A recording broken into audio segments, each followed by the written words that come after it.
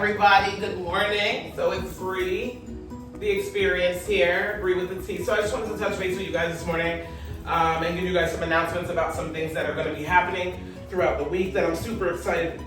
Sorry, guys. Super excited about. I first want to start my morning announcements off and tell Deon Cashaw, congratulations. He just hit 10K on TikTok, and he's still trying to take it in right now. But it's truly a blessing from God with all the ministries that him and his wife have going on. This is the notoriety that they needed. This is something much bigger than just the following. It's much bigger than just the influence. So, Deon, I want to start that off by telling you, because you deserve it, congratulations. All right, second chain of events. Guys, I'll be rolling out my menu for my podcast. We will be filming every Thursday. So if I send you an invite or if you've sent an inquiry, I just want to let you guys know that Thursday is our filming day. Unless production has something else going on, because he is shooting a whole bunch of other things. So that's that. And so I'm just super excited about the podcast rolling out. And the rollout this Thursday, we'll be having Erica and Deon Cashaw as a guest, and they'll just be talking to us about a little bit about everything. Entrepreneurship, their marriage, what it takes to have a successful marriage, foundation, starting multiple businesses, real estate, just a little bit of everything. And I'm just super excited to have them. I cannot wait to have them in this space. And then for them to have us in their space and show us, because this is one of their spaces, and just kind of show us exactly what it is that they're doing for the community. They have a lot of good things going on, like the community showers, etc. So that's something that I definitely want to tap into. I'm super excited about that. Deon, again, congratulations for hitting 10K on TikTok. I'm super proud of you, my boy, because this is me and him that have been in negotiations about this for some time. I'm like, Deon, this is what you do. You gotta do this. So I'm super, super excited for him. Very much so. And that's a blessing from God. You know what I mean? Either you have it or you don't. It's not something that you can make up in that algorithm. And I'm proud of him. So yes.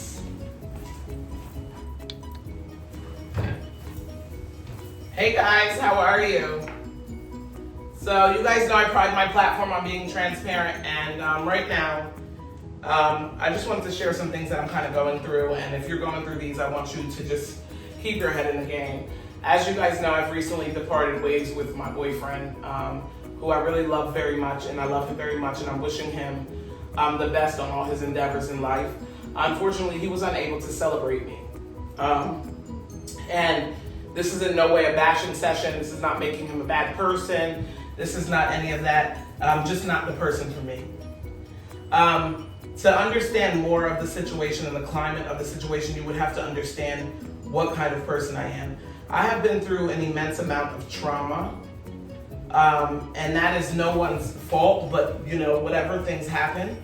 And I don't have the capacity to be with someone that sends mixed signals. I don't have the capacity to be with someone that can't pour into me. And a lot of times it's funny, because I was talking to God about it, and I said to God, I said, can I have this lesson the easy way? And God said to me right away, Brian, you don't listen to any lesson that's given to you the easy way. So you have a decision. You can either depart from this now, or you can wait until you're more successful and have more to lose. So decide when you want to heal from this. Do you want to heal from this now, in the beginning of your podcast deals and production deals, or do you want to heal from this as you progress? And I think that one of the saddest parts about it, and you guys, this is really hard for me to talk about, just so I'm making it sound good as it flows off the tongue, but it's very difficult for me to talk about, is that I knew next year that I wanted to buy a house, and I know what God is doing for me. I can't even fathom it. It's beyond my own understanding, but I see the way that God is moving about me and for me. And I said next year I want to purchase, we're going to purchase this fat ass crib, and we're going to live, and we're going to really live good. And to be honest with you,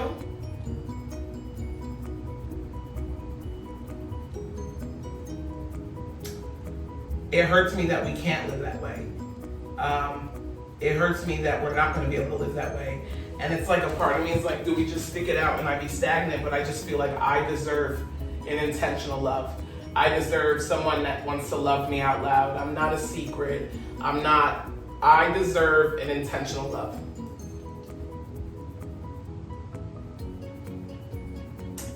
Yes, I do. And so I'm really struggling with this right now because it's like, touch is my love language. And so once I'm jaded on someone or I'm used to them, I try to stay used to them. But I'm at a weird stage right now in my relationship where I'm just like, don't touch me. And I don't, because there's been some trust betrayals, over the last couple of weeks, just with the DV situation or whatever. But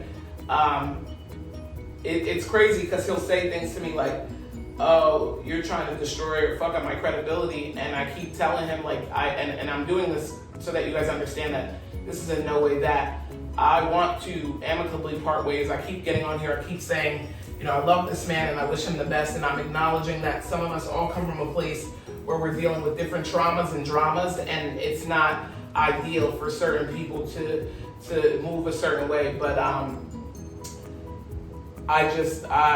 looking forward to what God has for me. I trust God so much right now. I'm in my phase with God where I trust him so much that I don't really have time to really dwell on where this went wrong, where it went, am I open to conversations? Yes, but this individual has shown me that he's unable to have those conversations. And I'm at a point in my life now where I'm no longer willing to fight a battle that doesn't really want to be fought. There is no hard feelings. There is no beef amongst him and I just prefer that we go our separate ways before there is more damage done. 6 months ago, I had said to this particular individual, I said, he had a problem with my content creating, and this is when it first started coming up. I started going viral, and I guess people were approaching him, good, bad, and different, but he would only ever tell me about the bad. He just recently told me about the good. Like, people were like, oh, I like your girl stuff or whatever. And that was kind of a slip out. And that was another red flag, because it's like, you keep coming back to me with all these derogatory comments about what people are saying about my platforms, but you're never coming back with a, hey, somebody's seen your content and they said to let you know that they really were engaged and intrigued in that. And that was another red flag for me. And I think that sometimes we are our own worst enemy. I think that this is just one of those situations where he's his own worst enemy. And I wish him the best, and I love him. And I think that he's got a lot of very good things about him. I don't think that incident that transpired a weekend or so ago, 2 weekends ago, was who he is. I think that was just emotions caught up in the moment. I think that, and that's me in no way justifying for that situation, because wrong is wrong, but you guys know I'm real, and I'm gonna keep shit real with y'all. Like, I'm not gonna sugarcoat anything. I'm not gonna sit back and act like it's something that it's not if it wasn't. And so that's kind of where I'm at with it. I'm just looking forward to just moving forward now, because I'm really tapped out. I've mentally tapped out. So I know that there's probably nothing more for us. It doesn't matter that my heart is there, because my brain is mentally tapped out. And a part of this, I can acknowledge it's such a blessing that I'm able to just turn it off so quick.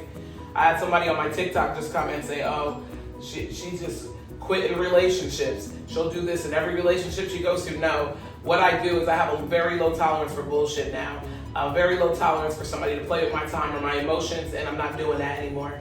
Content creation is not something that's for everybody. Every man cannot handle it. Some men don't like their women having any attention at all, and that's okay. But this is what I do, and I don't do this for attention. I do this because this is a platform where I can bring awareness to different topics, where we can talk about things, where we can have real, raw, uninterrupted conversations. So that's what this is about. But I love all of you guys, and I just wanted to share that with you guys. And just bear with me as I'm moving along my journey, because I am very sad. I'm heartbroken, actually. But I know that this is what has to happen. But I also know that God has so many other things for me. I know next year I'm going to buy a fat-ass crib. I know next year, I'm going to be doing a lot more in the church, praise and worship, etc. So I love you guys, and I just want to let you guys know that I appreciate all of you guys' love and concern and light. And